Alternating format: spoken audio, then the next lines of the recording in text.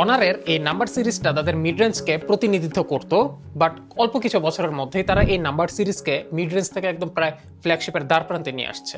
Pro মডেলে ব্যাপারটা যদিও ডিফারেন্ট এবং অপরিবর্তিত, কিন্তু এই নন প্রো মডেলে ব্যাপারটা কিন্তু ব্যাপক একটা ডিফারেন্স ক্রিয়েট করে ফেলেছে এবং একই সাথে প্রাইসটাও কিন্তু লাফি বেড়ে গেছে। অনার 200 আর 400 সাথে এই 500 এর স্পেসিফিকেশন পাশাপাশি যদি কম্পেয়ার করে দেখেন, দেখতে পারবেন যে অনার 500 কোথায় এসে ঠেকেছে। স্পেসিফিকেশন মিড রেঞ্জ থেকে হাই এন্ডে জাম্প করেছে, একই সাথে প্রাইসটাও জাম্প করেছে। তারা বেশ অনেক বছর যাবৎ স্ন্যাপড্রাগন 778G এবং তারপরে স্ন্যাপড্রাগন 7 Gen 3 তে আটকে ছিল। খুব একটা চেঞ্জ আসতেছিল না এবং আপডেটসগুলো বোরিং হয়ে যাইতেছিল। নাম্বার সিরিজের নতুন 500 এর প্রাইস গ্যাপটা আসলে এতটাই বেশি হয়ে গেছে যে অনার রাইট নাও 500 এর পাশাপাশি 200 কেও অফিসিয়ালি সেল করতেছে। অনেকেই বলছে ফোনটা নাকি ভালো না, কারণ এটার প্রাইস বেশি। প্রাইসের জন্য কি একটা ফোন খারাপ হইতে পারে? প্রাইসটা খারাপ হইতে পারে, তার উপর এটা নাকি কপি ডিজাইন। দাম কেন বেশি তা তো আশা করি বুঝতেই পারলেন, যে এই ফোনটাতে আমরা পাচ্ছি 8S Gen 4, তারপর high end camera set up, একই সাথে বিল্ড কোয়ালিটিটা এটা বেশ প্রিমিয়াম এবং ফ্ল্যাগশিপ গ্রেড, ডিসপ্লেটা একদম স্ট্রেট ফ্ল্যাগশিপ থেকে আনা, আবার 8000 মিলিঅ্যাম্পিয়ার ব্যাটারি। সো এই সব কিছু আমার মনে হয় মিড রেঞ্জ প্রাইসিং এ দেওয়া সম্ভব না। তো এই স্মার্টফোনটা আমার হাতে অনেকেই দেখে দুইটা কমন আনসার দিয়েছে। এক হচ্ছে আইফোন এয়ার, টিপিক্যালি সবাই এটাই বলবে। আবার কেউ কেউ বলেছে গুগল পিক্সেল। দূর থেকে দেখলে তো আসলে কত কিছুর মতোই লাগে, বাট কাছে নিয়ে দেখলে আপনি বুঝবেন যে ফোনটা অ্যাকচুয়ালি অ্যান্ড্রয়েড ফিল্ডে একদম ইউনিক। এটার ডিজাইনটা বর্তমানে যে গ্লাস লাইক ইউআই এর যে ট্রেন্ড চলতেছে সেরকমই লাগতেছে।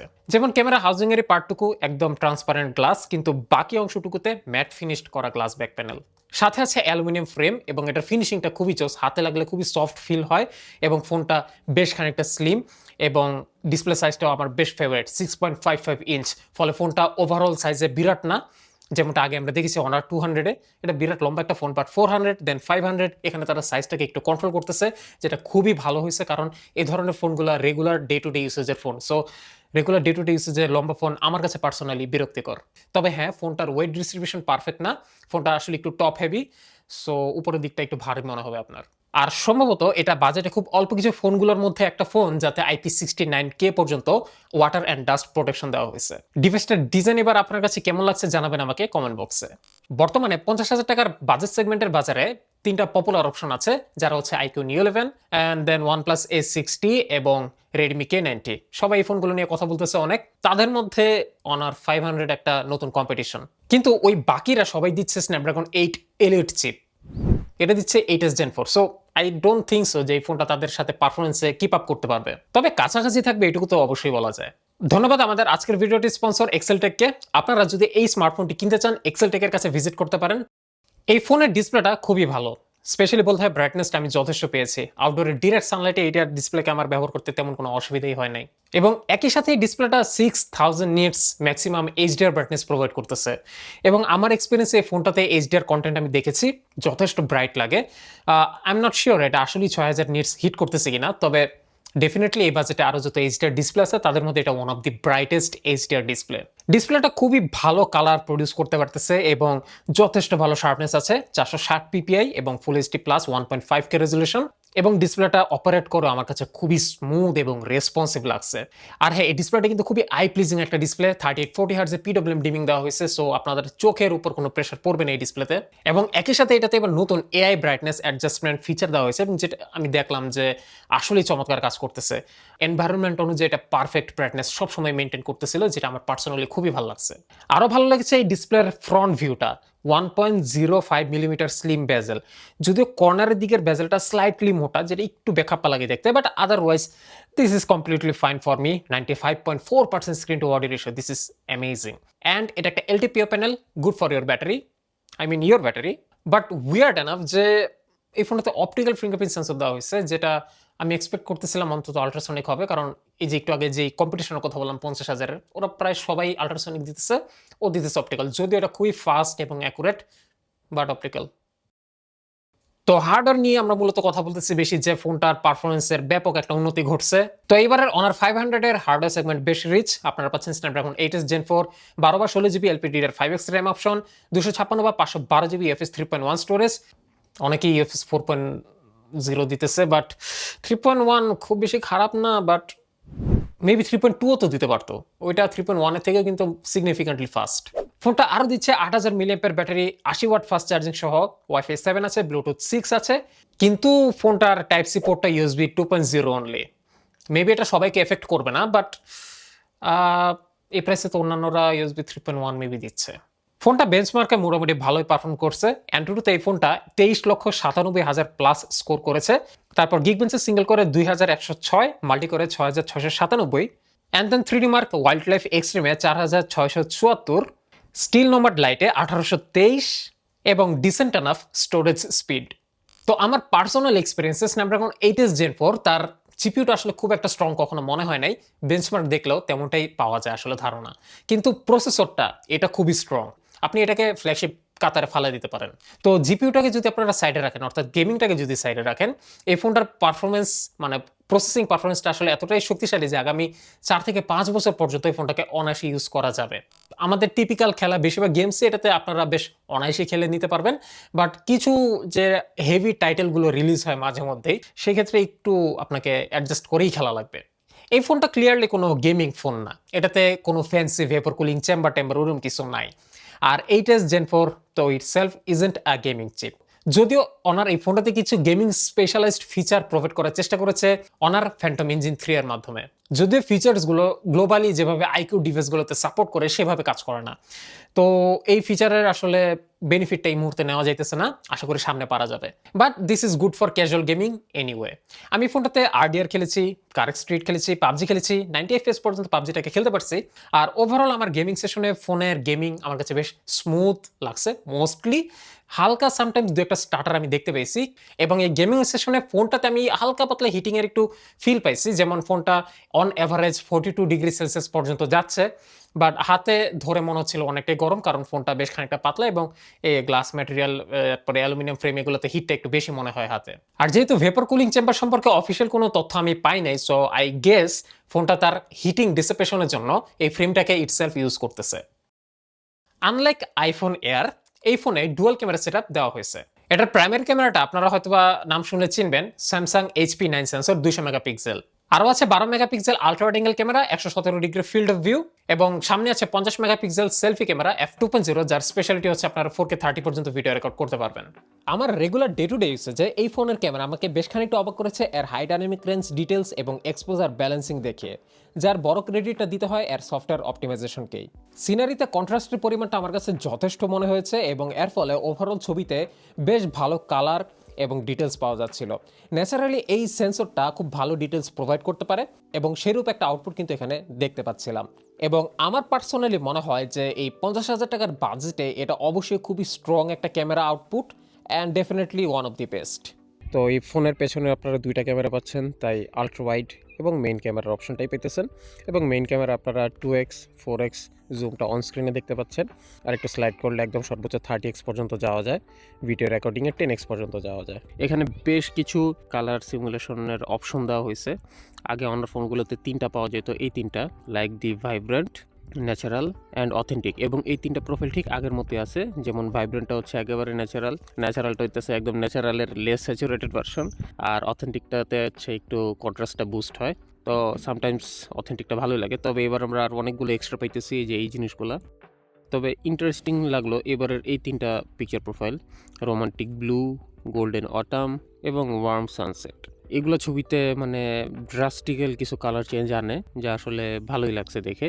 তো আপনারা যারা অনার 200 ইউজ করতেছেন, আপনাদের ফোনে তো একটা অপটিক্যাল জুম আছেই, এই ফোনে সেরকম কিছু নাই, কিন্তু তারা এই প্রাইমারি ক্যামেরাটাকে জুম করার জন্য একটা হাতের হিসেবে ইউজ করেছে। এটা একটা 200 মেগাপিক্সেল সেন্সর এবং পিক্সেল বাইন্ডিং টেকনোলজিটাকে অ্যাপ্লাই করে এই ক্যামেরাটা খুব ইজিলি 1x 2x এবং 4x পর্যন্ত অসাধারণ ডিটেলসের ছবি আউটপুট দিতে পারছিল। দেখে মনে হবে না আপনার যে এটা কোনো ডিজিটাল জুম করা ছবি। আর এই ক্যামেরাটা জুমিং টেস্টে আমার কাছে যেটা মনে হয়েছে যে 10x পর্যন্ত বেশ ইউজেবল ছবি দেয়, বাট আফটার 10x ছবিগুলো ভালো লাগবে কি লাগবে না এটা অনেকটাই নির্ভর করবে আসলে ওভারঅল লাইটিং, ব্যাকগ্রাউন্ড অ্যান্ড আপনার পার্সোনাল টেস্টের উপর। তবে আপনারা এইটুকু শিওর থাকতে পারেন 10x পর্যন্ত বেশ সেফ একটা বেট, যেখানে এই ক্যামেরাটা 4x পর্যন্ত খুবই শক্তিশালী আউটপুট দিচ্ছে। তাছাড়া এই ক্যামেরাটা আমার এক্সপিরিয়েন্সের সময় আমার ফোকাসিং নিয়ে কোনো ইস্যু হয় নাই, কালার ব্যালেন্সিং নিয়ে আমার কোনো ইস্যু হয় নাই, এবং শাটার স্পিডও ডে লাইটে যথেষ্ট ফাস্ট ছিল। তবে আলো কমে আসলে শাটার স্পিড স্লো হতে শুরু করে। উল্লেখযোগ্যভাবে ভালো যদি বলতে হয় সেটা হচ্ছে এর কালার ব্যালেন্সিংটা। যেমন ধরেন ফুলের ছবি টবি এগুলো তুলতে গেলে বেশিরভাগ ক্ষেত্রেই ক্যামেরা খুব স্ট্রাগল করে, বাট এই ক্যামেরাটা একদম ফ্ললেসলি হ্যান্ডেল করে ফেলছে এই সিচুয়েশনগুলো। এবং এই ধরনের ডে লাইট কন্ডিশনে এটার আল্ট্রা ওয়াইড অ্যাঙ্গেল ক্যামেরা এবং প্রাইমারি ক্যামেরা দুটোই ফ্যান্টাস্টিক পারফর্ম করেছে। আল্ট্রা ওয়াইডটা বেশ খানিকটা ওয়াইড এবং স্লাইটলি কন্ট্রাস্টি পিকচার প্রডিউস করে, কিন্তু যদি আলো কমে আসতে শুরু করে সেই ক্ষেত্রে কিন্তু আল্ট্রা ওয়াইডের পারফরমেন্সটা কিন্তু ড্রপ করে অনেকটাই, যেখানে আমরা দেখতে পাই কালার তার ডিটেলস হারিয়ে ফেলেছে। এবং এই লো লাইটে কিন্তু দুই ক্যামেরাতেই ছবি তুলতে বেশ খানিকটা সময় লাগে, তবে যদি সিনারিতে মোটামুটি ভালো আলো থাকে তাহলে কিন্তু দুইটাই বেশ ভালোই পারফর্ম করে। সো আই থিঙ্ক ওভারঅল এই পুরো ক্যামেরা সেটআপটা ডে লাইট লো লাইট উভয় ক্ষেত্রেই আপনার কাছে ভালো লাগবে, দুই একটা এক্সট্রিম কন্ডিশন ব্যতীত।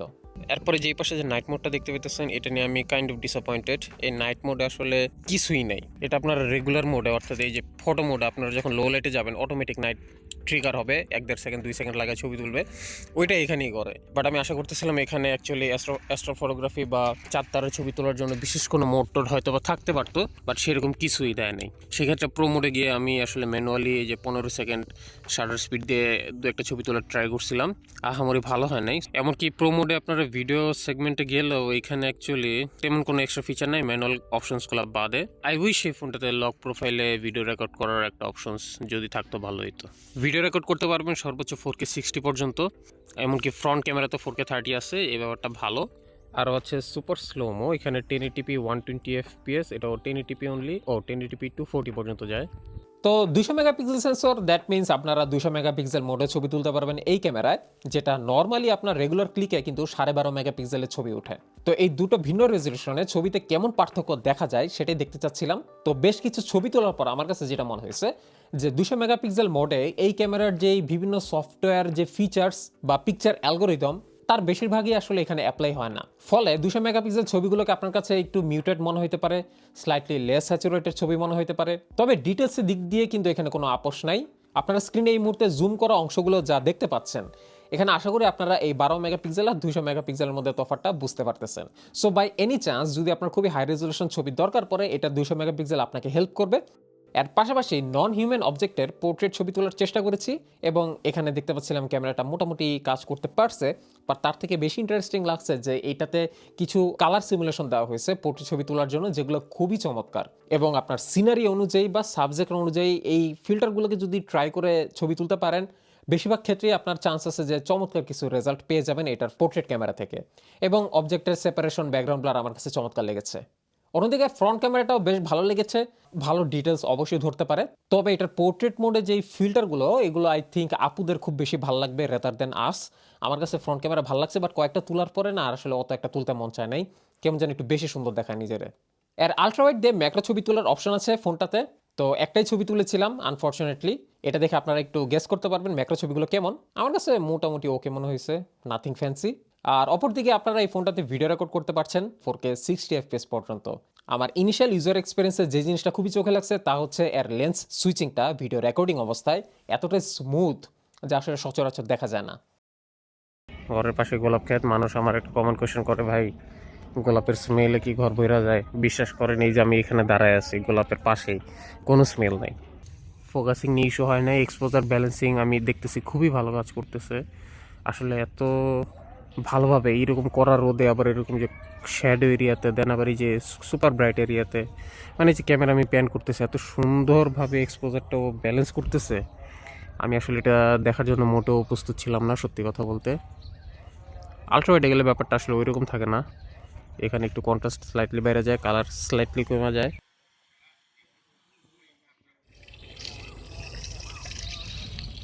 আর হ্যাঁ, আপনারা এই ফোনটাতে কিন্তু এইচডিআর ভিডিও রেকর্ড করতে পারবেন, বাট আনফরচুনেটলি কোনো লগ ভিডিও রেকর্ড করার অপশন নাই। আই থিঙ্ক থাকলে ভালোই হইতো।